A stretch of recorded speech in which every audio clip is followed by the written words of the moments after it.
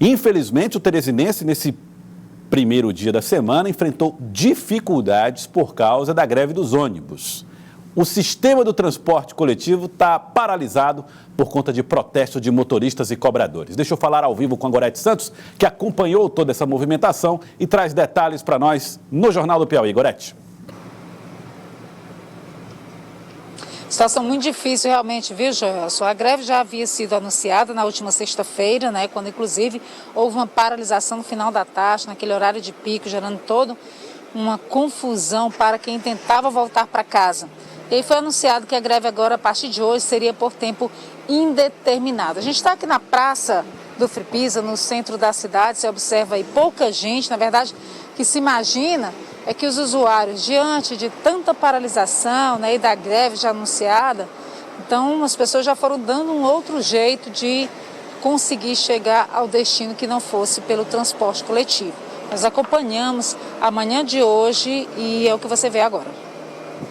A espera pelo transporte público tem sido lenta e a maioria dos usuários já sabia que a situação nesta segunda-feira seria ainda pior. Mais de meia hora aqui esperando o ônibus para ir lá para o centro. É um absurdo porque a gente que precisa todo dia pegar para ir para o seu serviço, para ir para o seu trabalho e ficar nessa dependência é muito complicado. Então, faz essa greve porque eles estão atrasados, eles têm que comer, porque senão como é que eles vão viver? Desde o mês passado, motoristas e cobradores de ônibus fizeram 5 paralisações. A última no final da tarde de sexta-feira, quando foi anunciada a greve por tempo indeterminado. O Sintetro diz que as empresas ainda não pagaram os salários do mês de janeiro. Mas as principais razões que levaram ao movimento paredista são a suspensão do ticket alimentação e do plano de saúde, além dos cortes nos salários que atingiriam até 70%. O sindicato da categoria também acusa as empresas de já terem demitido cerca de 40% dos profissionais desde o início da pandemia. Pela ordem de serviço da S-Trans, antes da greve, deveriam estar circulando em Teresina 300 ônibus. Mas o Sintetro afirma que as empresas só têm disponibilizado habitualmente a metade disso. Foram 154 na última fiscalização. Até o início da manhã de hoje, já haviam sido cadastrados 160 veículos alternativos, o que seria mais do que a frota disponibilizada diariamente. Mas a população continua reclamando. O transtorno não é só pela quantidade insuficiente de ônibus. Nos veículos alternativos, a gratuidade para idosos, por exemplo, não é garantida. Fica suspensa também a tarifa reduzida para os estudantes e o sistema de bilhetagem eletrônica, obrigando o usuário a ter dinheiro disponível a cada viagem. Tem que pagar, exatamente. Mas como já falei, fazer o quê? Esperar. Pagando a passagem, por exemplo, a gente está com dinheiro para emergência. No caso, o passe ele é disponibilizado pela gente, pela empresa. A gente vai gastar o nosso dinheiro para emergência se acontecer algo mais para frente.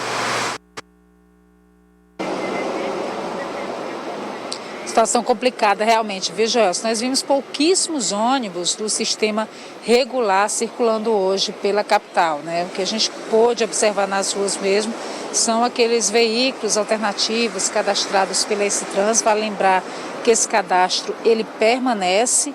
Quem tem interesse, né, quem dispõe de transporte coletivo e tem interesse em fazer esse cadastro, deve se dirigir a S-Trans a partir das 7h30 da manhã. É realizada uma vistoria no veículo, nos documentos também do condutor e as linhas às quais esses transportes vão prestar um serviço são determinadas pela S-Trans, que vai fazendo isso, dividindo em toda a cidade, já que a greve ela foi deflagrada pelo Sintetro, o Sindicato dos Motoristas e Cobradores de Ônibus, e, portanto, desta vez atinge completamente a capital. Ao contrário de algumas paralisações que foram pontuais, atingindo apenas uma zona da cidade, desta vez não.